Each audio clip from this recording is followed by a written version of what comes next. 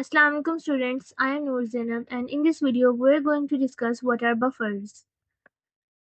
इसकी टाइप्स क्या हैं, how does it work and इसके यूजेस क्या हैं हमारी डेली लाइफ में। इन जनरल किसी भी सॉल्यूशन में अगर हम कोई एसिड या बेस ऐड करें तो उसकी पीएच चेंज हो जाती है। बट इन केमिस्ट्री हमारे पास एक ऐसा सॉल्यूशन भी है जिसमें अगर हम लोग एसिड या बेस ऐड करें तो उसकी पीएच इतनी ज़्यादा चेंज नहीं होती। ऐसे सॉल्यूशन को हम कहते हैं बफर सॉल्यूशन और इसी के बारे में हम इस वीडियो में बात करेंगे। So basically, a buffer solution is a solution whose pH does not change significantly when a small amount of acid or a base is added to it. It keeps its pH almost constant or same. Buffer को बनाने के two ways होते हैं, इसीलिए buffer की two types होती हैं. First type is the acidic buffer and the second type is the basic buffer. Always remember, अगर हम चाहे acidic buffer बना रहे हैं या फिर basic buffer बना रहे हैं, हमेशा हम weak acid या base यूज करेंगे। ऑन द अदर हैंड जो भी सॉल्ट हम यूज कर रहे हैं वो स्ट्रॉन्ग होगा।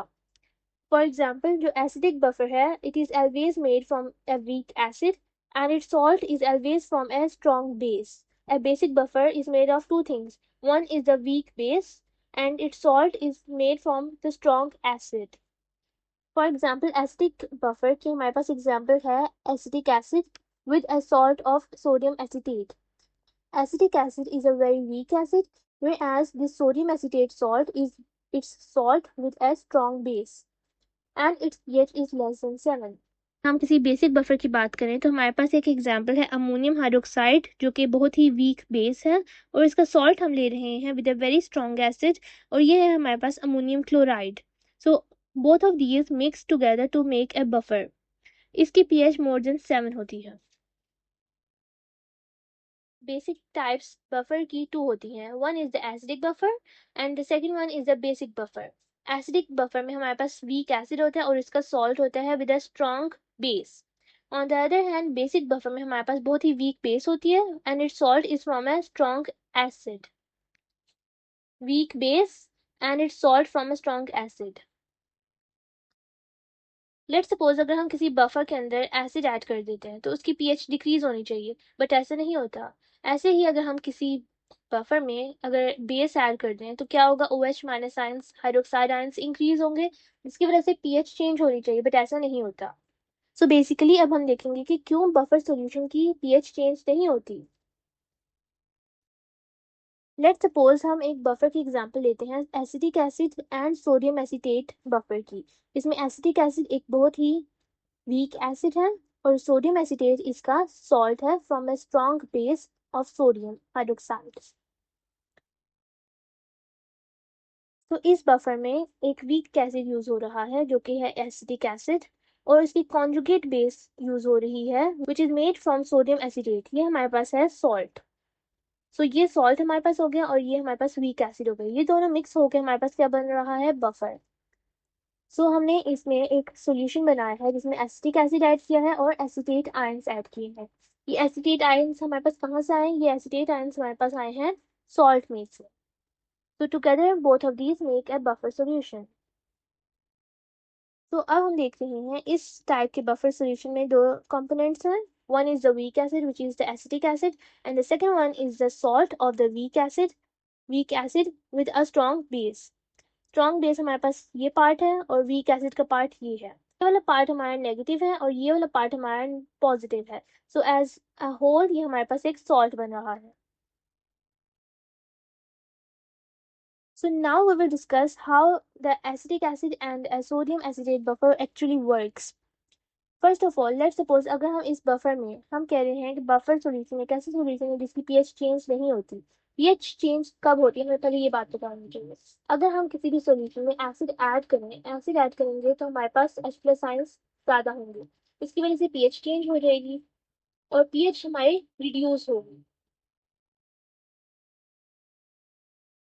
ओके, अगर हम किसी सॉल्यूशन में बेस ऐड कर दें तो हमारे पास क्या होता है कि हमारे OH आयंस इंक्रीज होते हैं जिसकी वजह से हमारी जो पीएच है वो डिक्रीज करती है।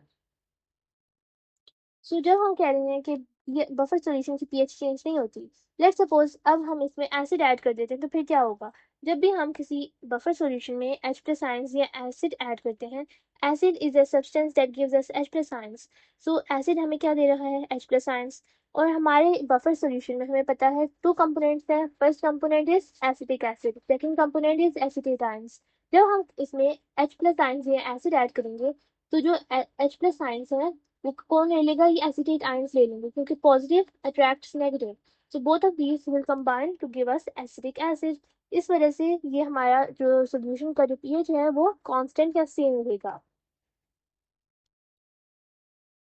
लेट सपोज अब हम इसमें ऐड कर देते हैं कोई बेस। ओके, बेस की वजह से हमारे पास क्या आएंगे, हाइड्रोक्साइड या OH माइनस साइंस आएंगे। अब इन माइनस साइंस को कौन न्यूट्रलाइज कर सकता है, माइनस को हमेशा पॉजिटिव न्यूट्रलाइज करेगा। तो हमारे पास पॉजिटिव आयंस कहाँ से आएंगे, हमारे पास पॉजिटिव आयंस आएंगे H plus ions.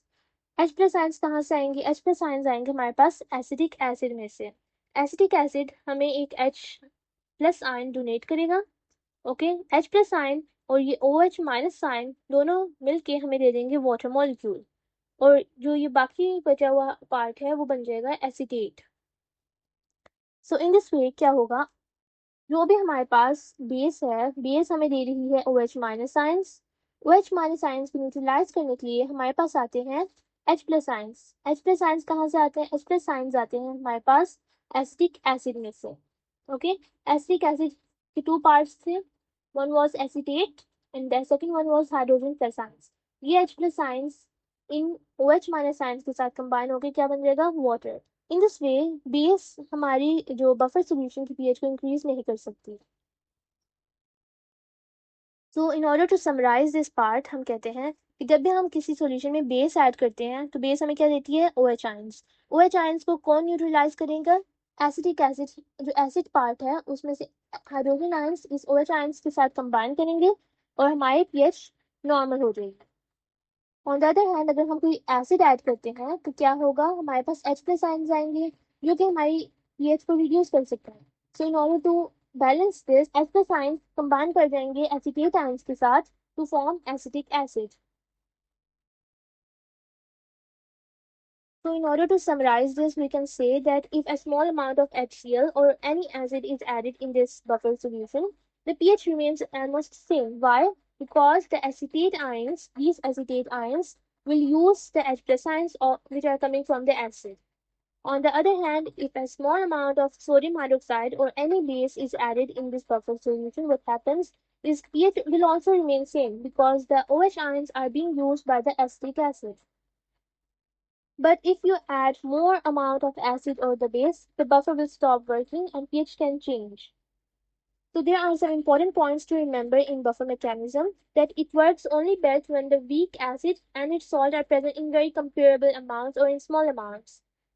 Buffer resists changes in pH when only small amounts of acid or base are added, and buffer does not resist change in pH when large amount of acid or base are added, because buffer capacity has a limit. If we add water in the buffer solution, it does not change pH much, so dilution is not a big problem. So here is a summary of all the points which we have discussed in this video till now. And here you can clearly see that the added acid is used by acetate ions to form acetic acid. Added base is used by the acetic acid to form water molecule. Now we will discuss how buffer action actually works. So acetic acid is a very weak electrolyte.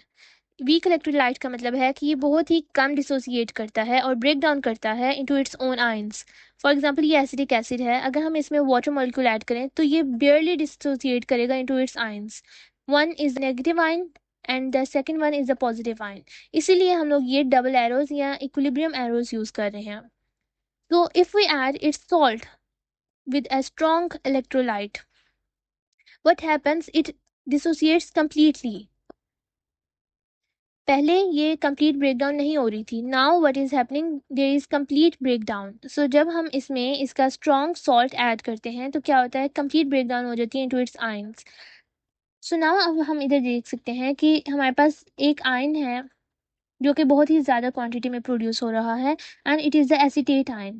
So according to Le Chatelier's principle, जैसे कि हम देख सकते हैं कि product side में हमारे पास acetate ions की क्वांटिटी बहुत ज़्यादा हो गई है, जो रिएक्शन है वो रिवर्स स्टार्ट हो जाएगा, जिसकी वजह से ये जो एसिटिक एसिड की जो ब्रेक डाउन हो रही थी वो स्लो डाउन हो जाएगी, फॉरवर्ड रिएक्शन स्लो डाउन हो जाएगा। सो हेंस हम यहाँ कह रहे हैं कि through common ion effect common ion यहाँ हमारे पास एसिटेट आयंस हैं. Because of this it pushes the acids own dissociation और इट सप्रेसेस इट और it stops it. So similarly जैसे हमने पहले डिस्कस किया कि अगर हम इसी सॉल्यूशन में, इस बफर सॉल्यूशन में HCl ऐड कर दें, जो एक्स्ट्रा H प्लस आयंस जो एसिड में से आ रहे हैं वो कहाँ जाएंगे, वो एसिटेट आयंस ले लेगा और हमारे पास एसिटिक एसिड बनेगा. और अगर हम यहाँ कोई बेस ऐड कर दें तो बेस ऐड करने पे क्या होगा, हमारे पास OH आयंस आएंगे. OH आयंस किस चीज़ से न्यूट्रलाइज हो रहे हैं, एसिटिक एसिड में से. एसिटिक एसिड हमें क्या दे रहा है, हमें H प्लस आयंस दे रहा है. And OH ions and H plus ions combine together to make H2O. So इस वजह से हमारी pH चेंज नहीं हो रही. So in this diagram, you can clearly see how actually a buffer works. So this is a buffer of acetic acid and acetate, its salt. If you add an acid in it, what happens is that the H plus ions are used by the acetate part and acetic acid is produced. On the other hand, if you add a base, what happens is the base OH ions are used by the acetic acid's hydrogen part and they both combine to form a water molecules. In this picture, that how a buffer neutralizes the added acid or a base. So now let's solve an example. Here we have to find the pH of an acetic acid sodium acetate buffer which contains 1 mole of each. So we have to find the new pH after adding 1 mole of HCl to 1 decimeter cube of this buffer and the volume remains unchanged. We have been given Ka values of the acetic acid. So इस question को solve करने के लिए हम लोग पहले देखेंगे कि इक्विलिब्रियम में हमारे पास कंसंट्रेशन दी गई है 1 molar. So simply by putting all the values in this formula, we can get the quantity of H plus ions is this. But हमें क्या find करना है, हमें find करनी है pH. So pH find करने के लिए हमारे पास जो formula है वो है pH is equals to minus log H plus ions की concentration. So अभी हमने फाइंड किया H प्लस आयंस की कंसंट्रेशन. इस कंसंट्रेशन को हम पुट करेंगे इस फॉर्मूला में तो फिर हमें pH की वैल्यू मिल जाएगी. And the second part is after adding 0.01 molar HCl. So first में हमने बफर में कोई भी चीज़ ऐड नहीं की थी, अब हम कह रहे हैं कि हमने इसमें HCl ऐड कर दिया. सो HCl ऐड करने की वजह से हमारे पास क्या होगा, H प्लस आयंस ज़्यादा होंगे. तो H प्लस आयंस ज़्यादा होने की वजह से pH को क्या होना चाहिए, डिक्रीज. बट बिकॉज हमने ये बात पढ़ी है कि बफर में जो pH है वो बेयरली चेंज होती है, इतनी ज़्यादा चेंज नहीं होती, तो फिर भी हम इसे एक्सपेरिमेंटली देखेंगे कि क्या वाकई एट द एंड हमारी pH चेंज होगी या नहीं होगी. सो अब हम देखते हैं न्यू कंसंट्रेशन क्या है. न्यू मोल्स हमारे पास एसिटिक एसिड के हैं इतने मोल्स एंड एसिटेट आयंस के मोल्स हमारे पास 0.99 मोल्स. तो हमारे पास H प्लस आयंस की कंसंट्रेशन आ जाती है इतनी. सेम हम अब अगेन उसी फॉर्मूला से pH is equals to minus log H plus ions. इस फॉर्मूला में अगर हम लोग इस वैल्यू को पुट करते हैं तो हमारे पास जो आंसर आता है वो सेम है. पहले भी हमारे अप्रॉक्सीमेटली pH की वैल्यू इतनी ही थी और आफ्टर हमारे पास एडिंग HCl हमारी pH की वैल्यू अप्रॉक्सीमेटली सेम ही है. लाइफ में बफर की एग्जांपल्स में हमारे पास सबसे पहले आती है ब्लड प्लाज्मा की एग्जांपल. तो बाइकार्बोनेट बफर में क्या है, ये मिक्सचर है दो चीज़ों का. One is the carbonic acid and the second is bicarbonate ions. So अगर हमारे बॉडी में बहुत ज़्यादा एसिड होगा तो H प्लस आयंस इंक्रीज होंगे. तो H प्लस आयंस को कौन न्यूट्रलाइज करेगा, bicarbonate ions from the salt. तो हमारे पास बन जाएगा carbonic acid.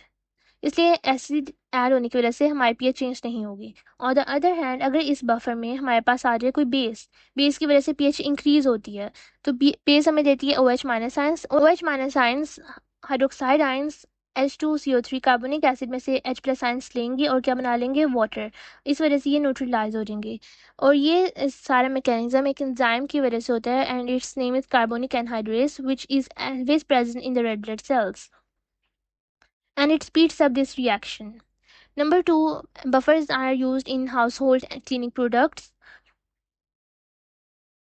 They are also used in food and beverage industry and also in photography. They keep developer solutions at a very stable pH for consistent film development.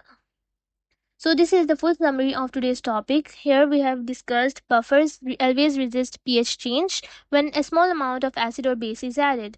Acidic buffer is a buffer which is made of a weak acid and its salt. And a basic buffer is made of a weak base and its salt from a strong acid. So by this formula you can find the Ka value of any acid and you can rearrange it to find the H plus ions concentration, and simply by the H plus ions concentration you can find the pH of that acid. Blood buffer is maintained by bicarbonate carbonate cycle. in which carbon dioxide and H2O combine to form carbonic acid. Carbonic acid is broken down into bicarbonate ions and H plus ions.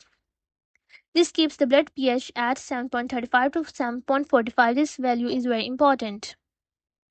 So thanks for watching. If you have any questions, like, share and subscribe for more educational videos.